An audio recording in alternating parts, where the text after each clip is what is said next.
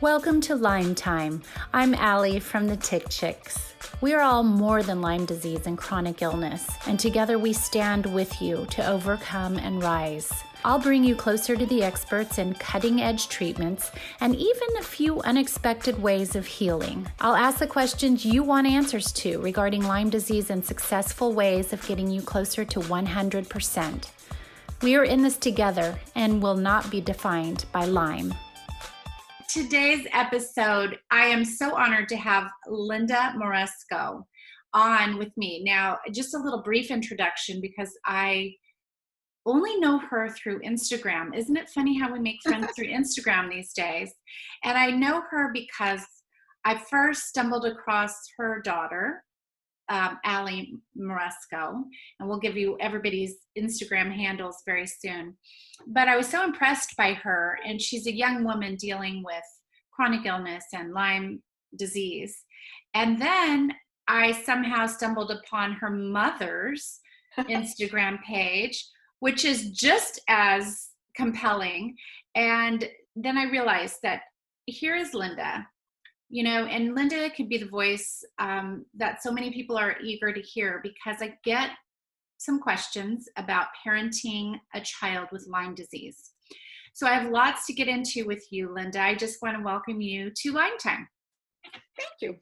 And almost, it's really funny because my husband, he'll talk to me about, who did I talk to today or whatever. And I'll say, oh, my friend, Allie, or my friend, Sherry. And he'll say, are these your Instagram friends? Like, yeah, but they're still my friends. Like, I don't know almost everyone, you know what I mean? Like, Al told me the other day I was up over 1,000 followers. I had like 50 when I started this just because I wanted to keep up with Alex. Yeah. And with what Al was doing. And now I think it's dogs and Lyme and gardening. Yeah. Hey, we'll take it. We're going to take it. So I want to, and just for those listening, her daughter's name is Alexandra, but she also goes by Allie as well as I do. And then she goes by Al as well. Yes. So we welcome all hyphenations, all forms of inundations of names here. Okay. So let's just start from the very beginning. You're a mother and you've just had this baby, and take me to the time where you first started noticing, or maybe she started noticing some things that didn't feel quite normal to her. So yeah, I mean, Al's 27 now. She was 21. She's been in treatment. This is her 4th year, and it took us 2 years to get her diagnosed properly. So she was in her senior year of college. Living in her own apartment in Chicago, had her own PR firm, started her own business at 19. Al has always been a go-getter. And her goal at one point when she was younger was to basically, she was going to rule the world in PR and marketing. And she, and she was headed towards that. She was working with people from America's Got Talent and some other reality show, and she was busy flying all over the country, finishing her senior year in college. And she had met her husband, her husband now. She had met DJ, and they were dating. I think she met him at 19, and they had been dating for a couple of years. And his family's from Michigan, and they're a very close-knit family, and she was invited to go to Upper Michigan, to Ludington, to go to their family, I don't know if you'd call it a reunion, but every summer in July, they rent these cabins and they go up into Michigan, and she was so thrilled. Al is a city girl. Al is a city girl. And she went to Michigan, and she came home, and she had kind of like flu-like symptoms when she came home. And I said, well, maybe it's a summer virus. Maybe, did you go in a pool or the lake? Could it be, And so like a week went by, and, her fever didn't break.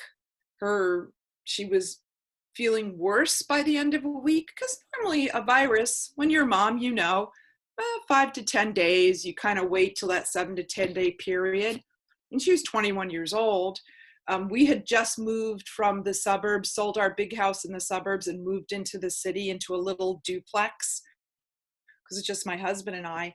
And she came and stayed with us, and I took care of her. And, after about 10 days, I said to her, I think we probably need to go see your doctor, because now we're at 10 days and you're worse. She was running a high fever. She had body aches. She was doing this weird thing where she'd be freezing and then she'd be hot. And it was just odd. Took her to the general practitioner that she had been seeing all through college, so 4 years. And she said, oh, it's just a summer flu. And I said, really, a summer flu? Yeah, there are viruses. She was up in Michigan and she went in the lake or pool. She could have picked something up. Okay. So 2 weeks went by. She started having trouble hearing out of one of her ears. Her depth perception, there was something off with her eyes. Like, okay, so, like, what is going on? And took her back to the doctor, because I thought, all right, now we're at 14 days. Took her back to the doctor, and the doctor said, oh, she might have picked up another virus. I'm like, all right. Or she could have food poisoning. I'm like, well, she hasn't been eating. She hasn't been eating. So I don't know, chicken broth that I'm making her, but she's not eating crackers. I think we were in that doctor's office once a week for almost 3 months. Oh my God. And every single time she'd say to me, it's just another virus. It's something she ate. So, we got to a point, and I don't know if it was at 2 months or 3 months, where Al had a very specific set of symptoms that just were weird. She started having, we didn't have a name for it, but like memory loss, like brain fog. She's in her senior year of college. And you know what I mean? Like, you kind of need your brain. Yeah. And so she just said to me, she was losing weight. She couldn't get out of bed on her own.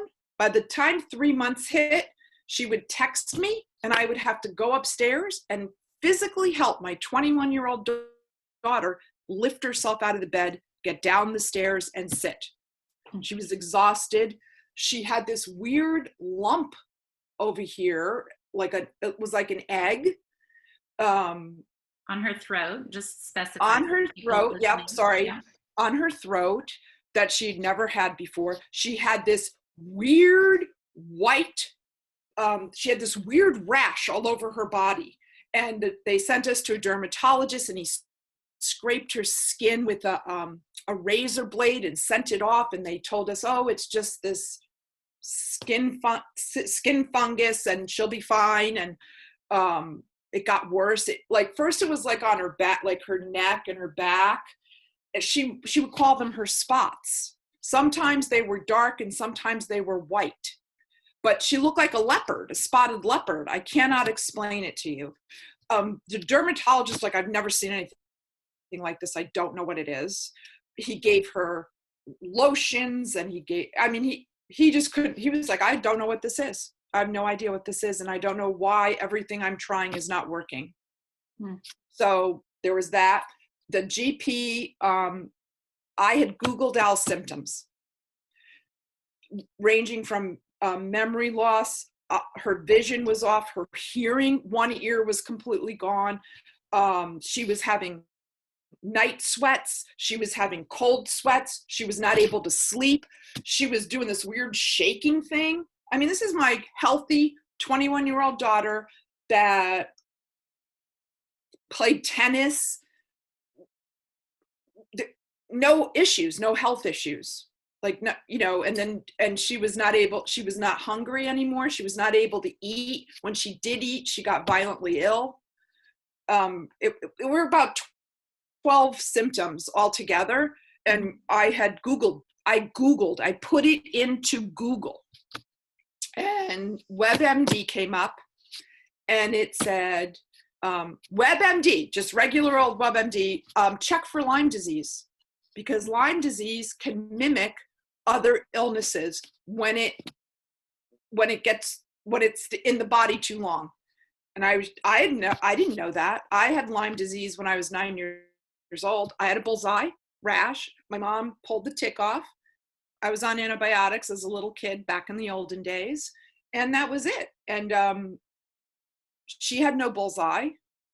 When she came back, we're from the East Coast. When she came back from Michigan, I actually had her sit on the floor and I actually checked her head for ticks, because her hair is very long like yours. And I sat with a comb and went through like piece by piece, because I don't know, I'm neurotic maybe, but I did it and I never found a tick on her. We went from doctor to doctor. I finally asked her doctor, can we test her for Lyme disease at probably the 3-month mark? And she got very upset, asked me why I wanted to have her tested for Lyme. I told her I Googled her 12 or so symptoms and it said that, can mimic. And she just humiliated me. She made me cry. She made Al cry. So you think WebMD knows more than I do. I'm a doctor. I have a degree. This is what I've studied. So you're a doctor? And I said, no, I'm a teacher. But I Googled it. And, so you're telling me that you trust WebMD more than you trust me. Oh my gosh. Well, I'm just saying, like, this is what, she just shut me down. I left the room because I was crying. She wanted me to leave. I didn't want to leave Al, but like I burst into tears. Al burst into tears. We left and Al came out and just said, I'm never going back to her again. I'm sorry, Mom. And I'm like, no, you're definitely not going back to her again, because I offered to pay for the test. I had said to her, she's like, I'm not putting that through insurance. It's a $900 test. And she got sick 3 months ago. So there's no way she still has Lyme. And I'm like, well, why not? She's never been treated for it. So isn't it possible? No. Lyme, you only get it after you're bit from a tick for 2 weeks and then it goes away. So no, it's not possible. And I was just like, but I don't understand. If she's not been treated, how wouldn't you want to test her and treat her? And she had me leave the room. I left and I said, Dal, you're not going back to her. So did you decide then to go to, I'm assuming, another doctor and get a second opinion? I stopped counting at 16 doctors. She had wanted us to go see a thyroid specialist because her thing was a lot of Al's symptoms seemed to be thyroid related in her opinion. And I said, even at 21 years old, you think, and I have no issues, there's no history in our family. And she said, yeah, I really think that's what it is. And she sent us to a specialist. She was at Northwestern.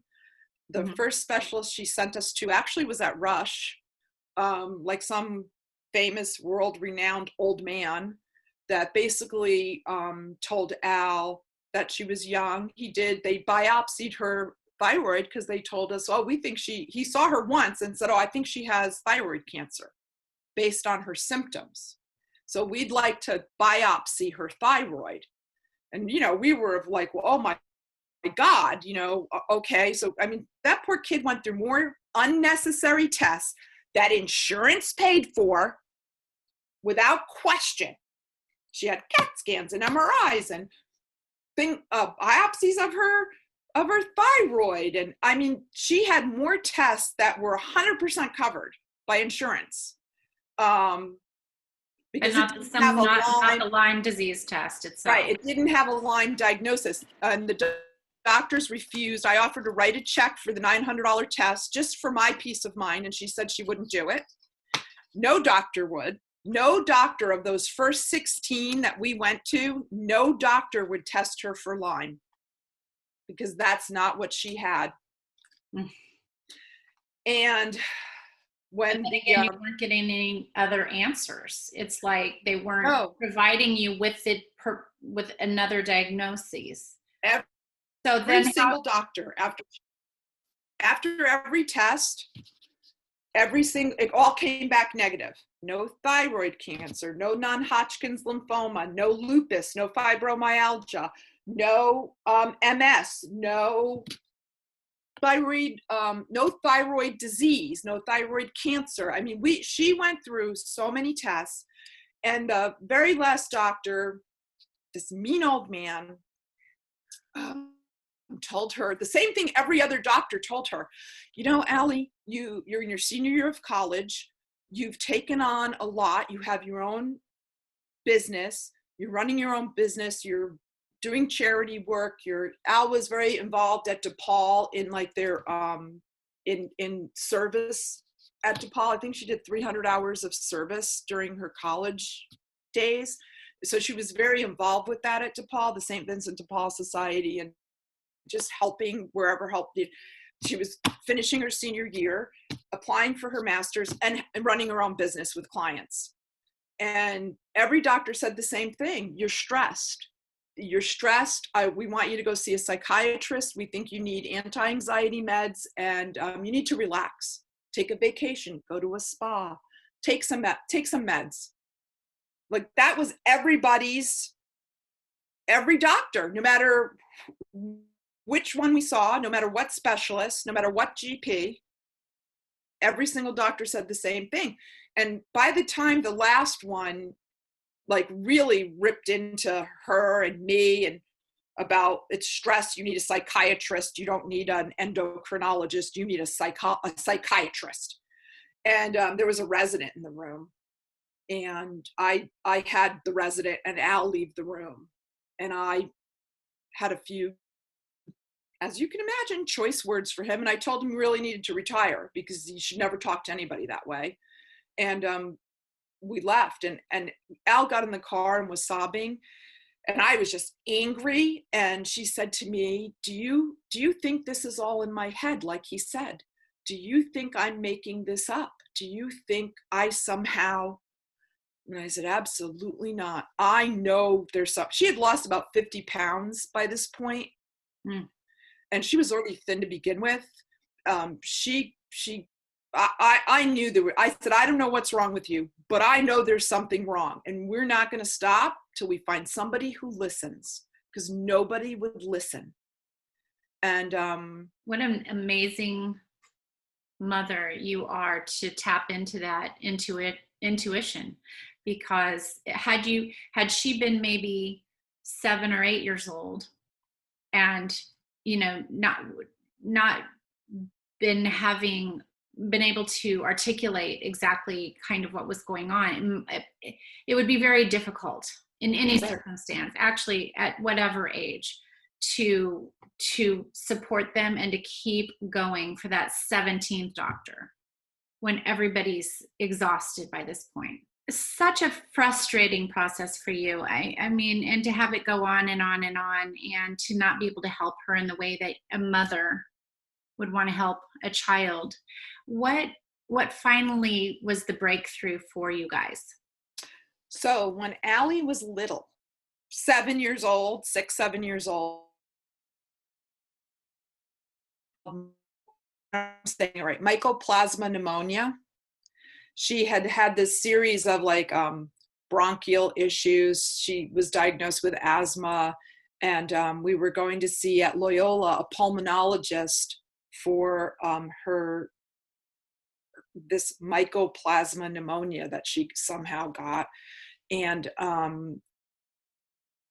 her husband, the pulmonologist's husband, was also a doctor at Loyola. He was a medical doctor, gastroenterologist, but he had studied Chinese medicine in China. And he was with needles and needleless acupuncture to help patients. And she was on antibiotics for 10 weeks and steroids. She had that moon face. It was messing up her tummy, the steroids and the antibiotics. She was really little. And the pulmonologist had said to us, like, I'd like you to go see my husband. He's a gastroenterologist. He's pediatric, so he can help her gut issues. But I'd like you to see him for Chinese medicine for acupuncture, needleless acupuncture. I really think she would benefit. It will help us. She just could not get rid of whatever this was.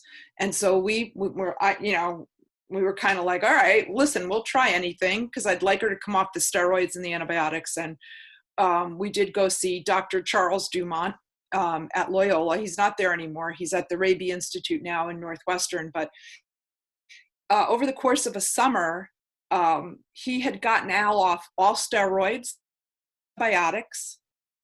And we, for probably 5 or 6 years after that, we went to see him once a week for needleless acupuncture. It was all on her hands, gold and silver balls. And he kept her, I don't know how it worked, but it worked. And I said to her one day, I don't know why I had this epiphany. I said to her, we were trying to think, like, who could we go see? We didn't know who to talk to, who to ask about her symptoms. And I said, what about Dr. Dumont? Do you remember Dr. Dumont from when you were little?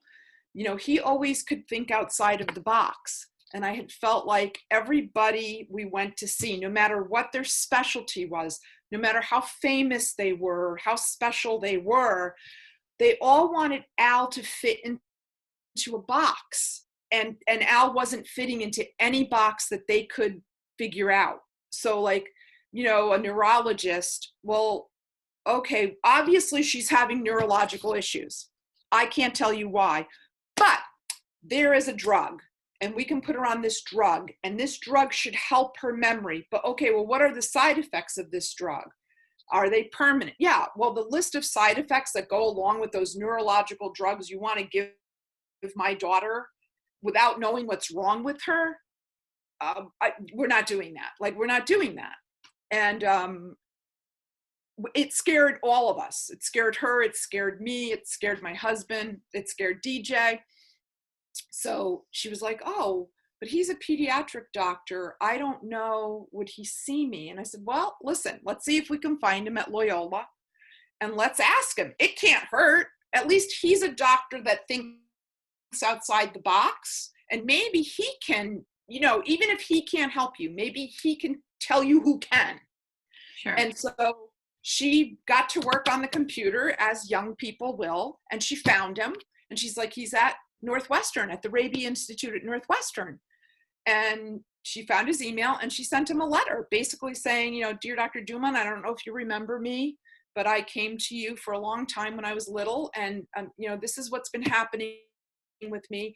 These are all the doctors I've seen. These are all my symptoms. We just don't know what to do, who to go to. And he sent her, like, literally within an hour, she got a response from him saying, of course I will see you. Of course I remember you. We set up an appointment and went to see him. It took a couple months, 2 or 3 months to get in to see him because he was so stacked already. But we went in and we saw him. Her folder, her that folder that the doctors, was about this thick. He got it all electronically too. And he said he spent about 2 weekends reading through it, and that her case was very similar to someone else he just treated. And then he looked at us and he said, have you ever considered being tested for Lyme disease? Al burst into tears. I burst into tears. We both, like two blubbering women, and he was just like, and he got us calm, and we explained what had happened with the original GP 18 months earlier at Northwestern, at his same, hospital. And he apologized. He was like, we were like, don't apologize for her. Like, but that's all we wanted 18 months ago. Oh, and he said he had just had a very difficult case come to him, a woman, and he had to refer her to a doctor at the University of Chicago because he did not know enough about it. But he wanted to test her for Lyme. And so he did all the blood work and he sent it. And she came back with like 7 of the 10 bars. She did not have the 10 of the 10 or something, like whatever it was that you were supposed to have. But when we went back to see him, he said I'm confident she has now what they are calling like late stage Lyme. And it's not something I know how to treat. He gave us the lady's name at University of Chicago. She was not taking more patients. He gave us a list of other Lyme literate doctors. And, we sat and started calling them. And really, a lot of them were not taking new patients. They were already overloaded. We found Dr. Stephen Moresko, who is her current doctor. He, at that time, 4 years ago, was not 5 years ago, was not accepting new patients, but he had an associate who was a naturopath. I don't know if I'm saying. Yes. Yes. He was not an MD, but he felt confident that he could, Al was young and it was under 2 years of being bitten. And, he felt confident that he would be able to help us. So we drove the 3.5 hours to Fond du Lac, Wisconsin. She was with him for about a year. The first time we met him, the first thing they did is like IGeneX, 23 vials of blood. And they sent it off to IGeneX. They identified the tick. It was one of those little larva ticks, those little tiny ones the size of a poppy seed. It was from a very specific region of the United States, Upper Peninsula of Michigan. No. Wait, yes, so did she have the tick? Had she saved a tick? No, they just decided this through the blood. Never found a tick. We never saw a bullseye. She just had that strange rash on her. Now, 18 months in, the rash was from her scalp to her feet. All like she was like a spotted leopard. And so through the blood work, they were able to determine this specific bacteria. Yes. That is carried by a specific tick. I just want to clarify that for everybody. Yes. IGeneX is the lab, and I don't know if there are other labs out there. All I know is the test I had to pay out of pocket. There was no insurance, would not cover it. And literally they make you pay for it right then and there. That, like if you want to be tested, you just have to pay because insurance will not pay. Yeah. So 23 vials of blood, told us she had Borrelia, Bergdorf, I don't know. Bergdorf, Al can tell you Bergdorf, Borrelia, Babesia, 2 parasites and 2 fungi. And they were not external, they were internal. Okay. So right away, they started treating her for the fungi and the rash, the medicine affects Al's liver. That's the only issue we have, but it got rid of the rat. It got rid of that weird rash all over her body. They put her on doxycycline. Our first visit with him following up after the IGeneX testing was about 3 hours long. And he went through a plan and he said, you're young. So refresh my memory. What is this doctor's name that actually did all this work for Alex? Well, Dr. Moresco and Dr. Coleman were in charge of Dr. Moresco would tell Dr. Coleman, this is what you need to do. This is where you're going to start first. Okay. And then you're going to come up with a plan. So it was actually a 6-week course of doxycycline. Oral. It was herbs, supplements for all the fungi and all the other things that they had. And the only real prescription she had was the doxycycline. Everything else was herbs, Chinese medicine, supplements that would, binders, I don't know, a bajillion things. And we came home with a bajillion bags of pills and things, and but I'm sure it was a double-edged sword. Bummed you have to take all this stuff, but also excited that you had a name. We were what was going on. Yeah, Al was so happy to have a diagnosis. Little did we know at the time. He told her within 3 to 4 months I'll have you better because you've had this for less than 2 years, and that's kind of our marker.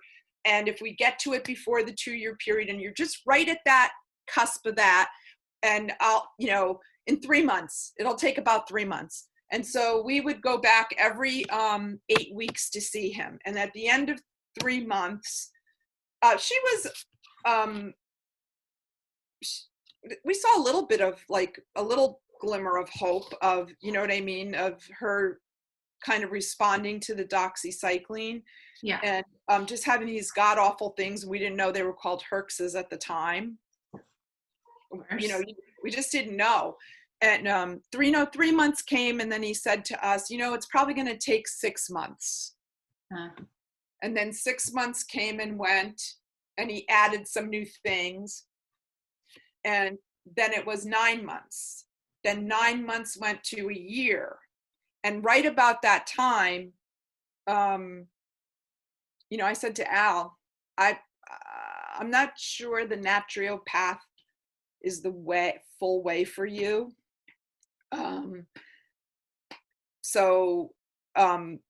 Actually that Dr. Coleman wound up leaving that practice, and Dr. Moresko actually took Alex's case on because he came in and said to us, this has been going on too long. You should be well. You should be better by now. There's no reason like that you should still a year later be doing what you're doing.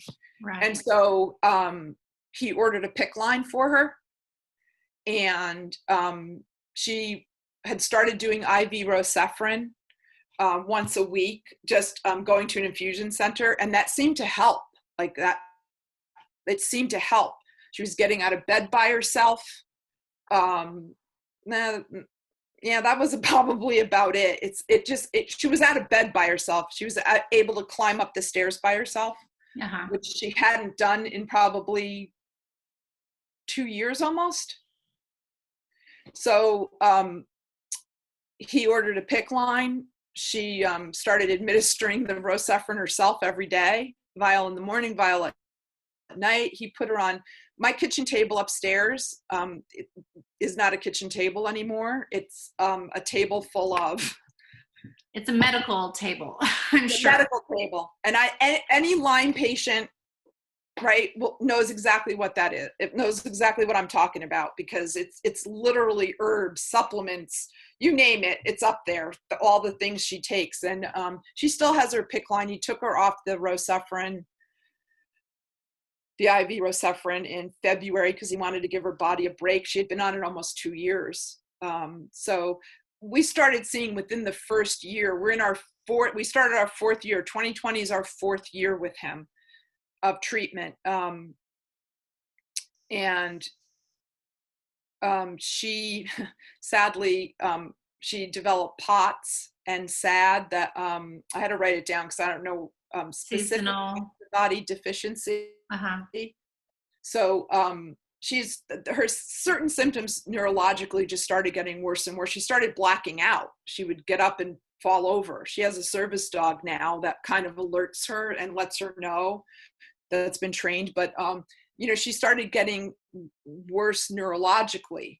Yeah. And so it's been a process. I mean, I know people are like, she's still sick. She doesn't look sick. Like, yeah, she's still sick. She's better, right? She's better. She has her ups and downs. Healing is not linear, but, and now he's done genetic testing because there's certain things like, so what works for you might not work for Al. So, you go through all the, I guess, I don't want standard treatments, which they're not really standard. There's no protocol, but it sounds like initially she got what we would consider a standard aggressive treatment. As soon as, I don't think there would be anything other than what you did initially to treat it any better. And yet, late stage Lyme, as we all know, is a real tricky guy. Very well, because it burrows itself. They sent her, actually we had to go to California for a very special MRI of her brain because he wanted to see had it gotten to her brain. Yeah. And there were only 2 places. One was in Chicago, but the machine was broken. And the other one was in California, and I had to take her to California.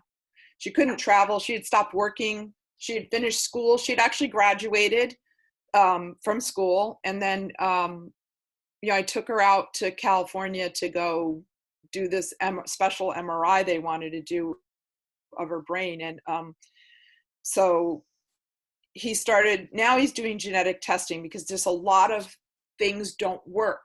They work for a little while, and then all of a sudden it stops working. And there are a lot of things her body doesn't like or doesn't want to process, or that her liver doesn't like. And the Lyme has burrowed into her organs. Yeah. And that's really the issue. Those little corkscrew spirochetes, that's what they do. They burrow into your organs where the medicine can't get it. So it's a constant battle of, trying to kill things when they're out and detox. And because of the pandemic, as I'm sure probably for you too, like she used to do lymphatic cupping, lymphatic drainage, acupuncture. She used to do all these things, that infrared sauna at the gym. And then, for us in February, that ended because we saw Dr. Moresko the first week of February, and he told us, this is coming. There's going to be a lockdown, and you have to be very careful, because if you get this, it could kill you because you have no immune system. They had done I don't remember what it's called, but a test. They sent her to a specialist at a hospital where they put her on a tilt table. Yeah, that's for POTS.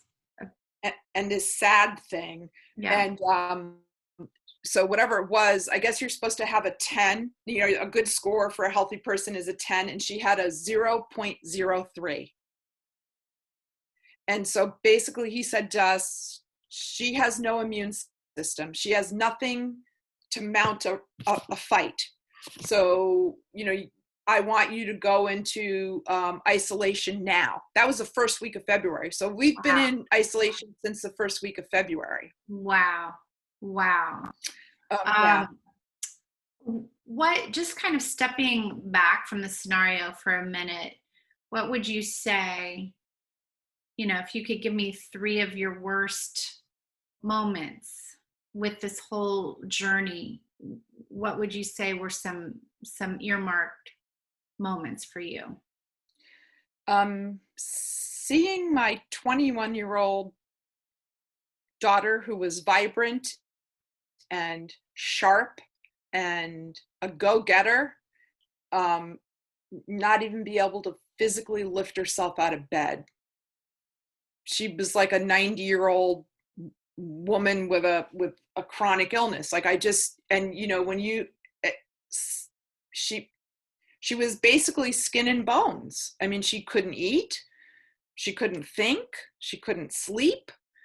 And then when she started to question herself, when she started to so we had seen so many doctors that she was like, is it me?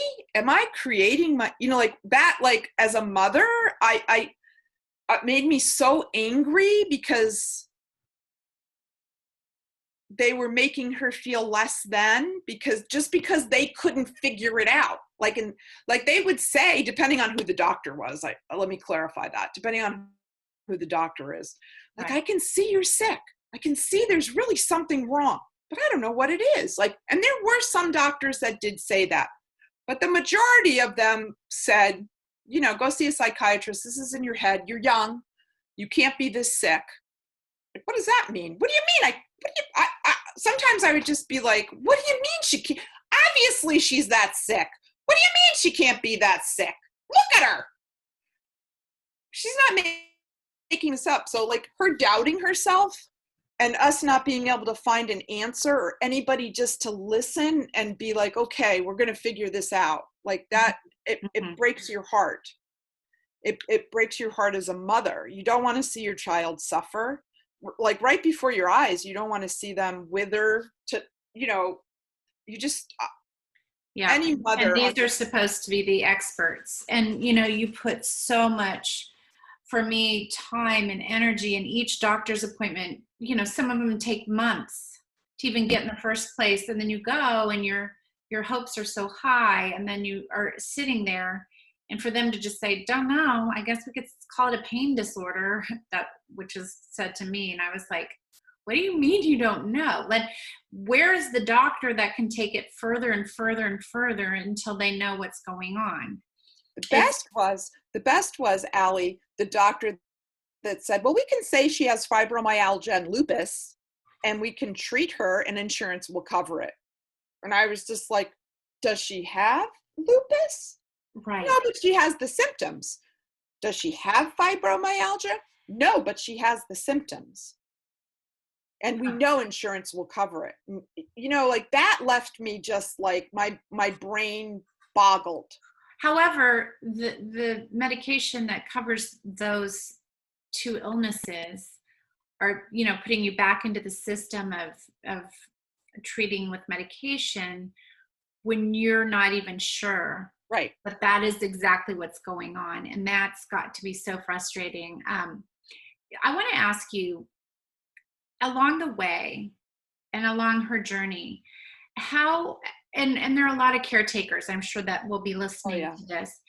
How have you been able to take care of yourself throughout this difficult and challenging time with Allie? Well, thank God, DJ, her husband, they got married 3 years ago. And she tried to let him off the hook. She tried to say to him, like, before we knew what was wrong with her, obviously there's something wrong with me.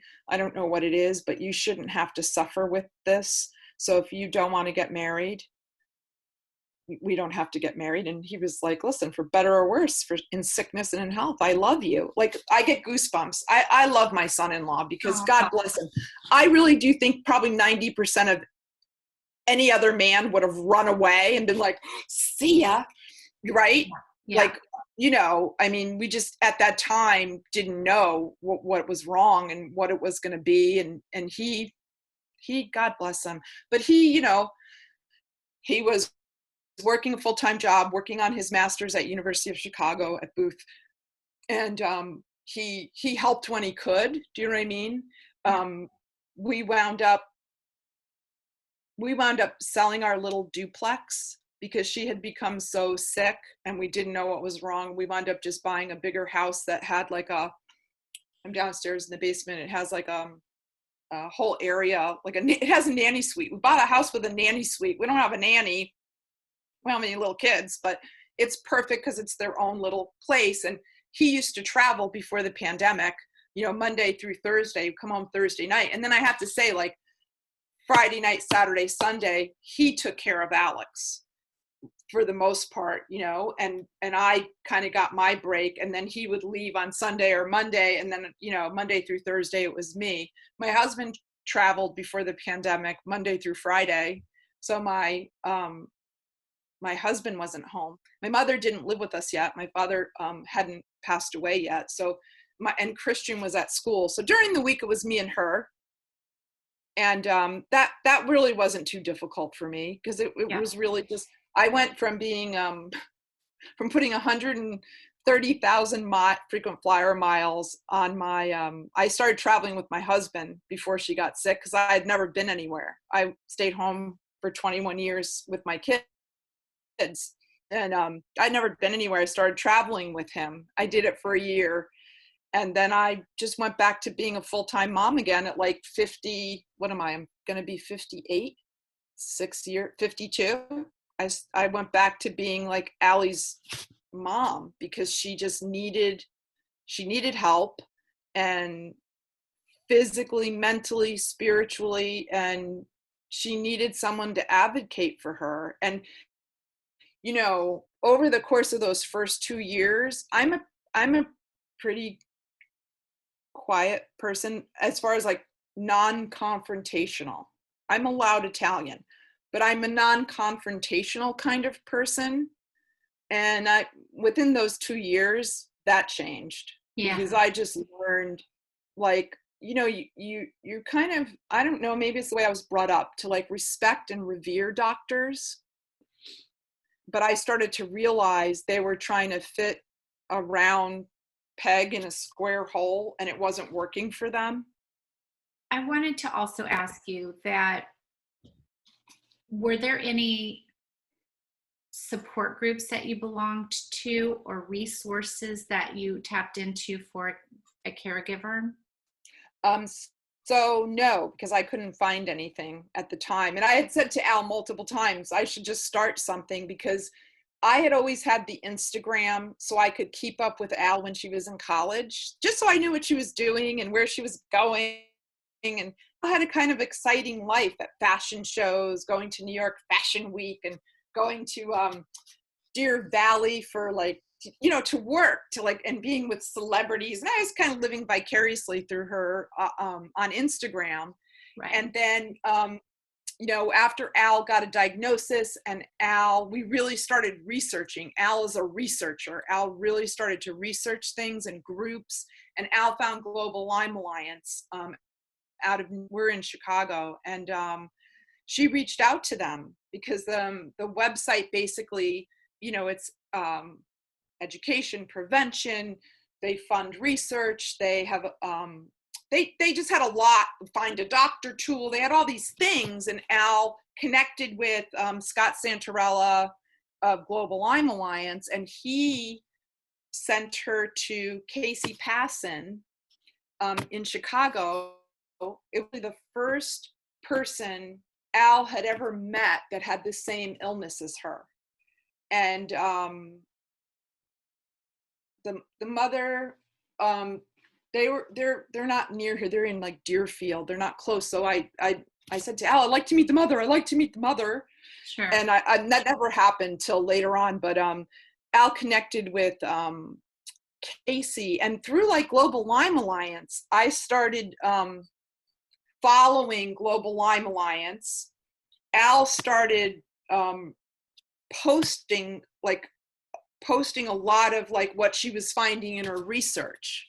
Mm-hmm. And Al started, Al went from like people following her for fashion and PR and celebrity things and TV to like Lyme people, like a big, large Lyme community. And then for whatever reason, people from her Instagram rated over to my Instagram. So I have about 980 followers that are Lyme, either Lyme people that have Lyme themselves, or they are the person to give support. And we have our own little network of, we have our own little network. Now, I've never met anybody in person, a couple people, because we did the Center for Lyme Action Fly-In DC in February. So I actually got to meet a couple of other parents, and that was pretty amazing to actually meet other parents. And like, you feel like you know them because we've been talking now for like 3 years on Instagram. But so I've kind of just built my own little community. There's a lot of people, there's a lot of really sick people that follow me and call me mom because their parents, I don't know the right word, just refuse to believe that they're as sick as they are or don't understand. And I know it breaks my heart, and I try my best. I mean, sure. I try my best to help people. I wonder, but so that's kind of my support. It's just when other people reach out to you, or if you could say a few things, words of advice for parents or caregivers that are going through the process and going through their own journey, what are some of the things that come to mind? Listen. Like the first thing that comes to my mind is, I don't care how your child is. I don't care if they're 3 or 21. Listen to your child. Just listen to what they have to say. And even if you don't understand it, try to research it. You have to be your own advocate. Like that's the one thing Alex and I both learned. You have to, in this health system that we have, you have to be your own advocate. And if you can't be your own advocate, you have to have someone who can be. And thankfully, you know, for Al, at first she had me, and then my husband really didn't understand the first probably year that Al was sick. He was like, oh, she's just tired. She's doing a lot. You know, she's just always here and there. She's always on a plane. And then we took her to London for 2 weeks with us. And we all stayed together. And he saw like firsthand how like she couldn't get out of bed. She couldn't get her clothes on. She couldn't walk very far. She couldn't eat. I think until you live with it, you don't understand it. Whether you have it or somebody you love has it, I don't really think you get it, because I don't think my husband got it the first year. I'm not sure her husband got it the first year because they were traveling. They just weren't here to see it. And if you look at her, it's like you. I look at you and you're beautiful, right? I know you have Lyme disease, but I look at you and I think, oh, wow, you're so beautiful. And that's the assumption. Oh, well, you look good. You're just having a bad day. And that's, you know, I mean, that's not what it is. But so listen, advocate. You have to, don't give up. You can't give up. And you can't give up, because if you give up, your child will. Like, you always have to let your child know that even though you don't understand what's wrong. I said that to Al. I don't know what's wrong, but we are not going to stop till we find someone that can help you. There will be someone. I promise you. But you have to promise me you won't give up, and I won't give up. And that was an actual conversation. And that's a scary conversation to have with your, you know, I don't care how old you are. It's a scary conversation to have with your child. It's just a scary conversation to have with your child. So that, you know, you have to just find someone that will listen, factor that will listen, like reach out to people. Like now I can't even tell you how many people I follow on Instagram, like you and Live Lyme and Bay Area Lyme Foundation. And I mean, I made a list of like all the things just on Instagram. I don't have Facebook, but just all the things on Instagram that people, Tick Boot Camp, there's so many resources out there, and so many people out there that know exactly what you're going through. They might not be sick in the same exact way, right? Because there's 300 strains of the bacteria and no two people are alike and all that junk.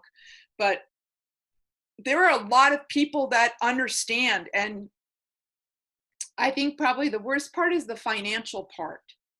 Mm-hmm. Because insurance just doesn't have to cover anything past 2 weeks of doxycycline.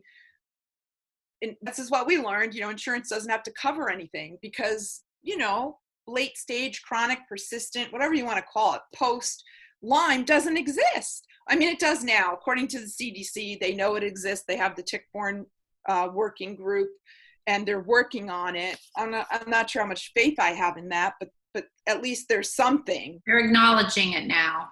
Right. And so my hope is that at some point, I think a lot of people are suffering needlessly because they can't get the treatment to save their life. And they just, you know, some people just hang in there, and some people take a different route.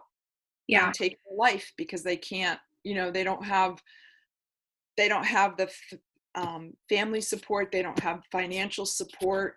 They don't have anywhere. They feel like they don't have anywhere to turn, but you can't give up. I'm very hopeful that in light of COVID and some other people that have been being diagnosed that are, you know, in the spotlight these days, I'm hoping that we'll make a turn. There will be a tipping point for the future. I hope so. Before we wrap up, I want to ask you, what is Allie up to these days? Because I know she's turned into her own advocate, and she has been doing a lot on that front. So can you just tell us what she's up to? Yeah, well, Al has now turned her attention not just to fundraising. At first, her thing was fundraising. When she first met Casey, they started the Sublime Soiree in Chicago, and they did it for 3 years. They raised over $350,000 and donated 100% of it to Global Lyme Alliance for research to help fund tick disease research. And but because of the pandemic, she had a couple of events that brought in money, but you can't do it right now. We couldn't have the Sublime Soiree. You can't do anything. I think there were 400 some odd people last year. So how do you do that? So she's really turned her attention. Like in February, she turned her attention to politics. She hired she found a person that could tutor her in like legislation, like how does a bill get passed? Like as silly as that sounds, she learned all about lobbying. She learned all about how a bill gets passed and what has to be done. And she joined the Center for Lyme Action, which I think originally originates out of the West Coast, the Bay Area Lyme Foundation, and the Research for Alex. And there's a whole group of really wonderful people who are, really working hard to try to make a difference politically. And I think they are making headway, God bless them all. But they had a fly-in into DC where you could, and it's one of the last things Al and I did before lockdown, was we went and we joined this fly-in to DC with them, and they arranged for us to go speak to, you name it, we spoke to them. We just went from office to office to office. We wore these great scarves that identified us. And everybody, every senator or representative, whoever we talked to, were just very interested in what her story was. Mm-hmm. How long was she sick, and what did it take, and what's it like now? And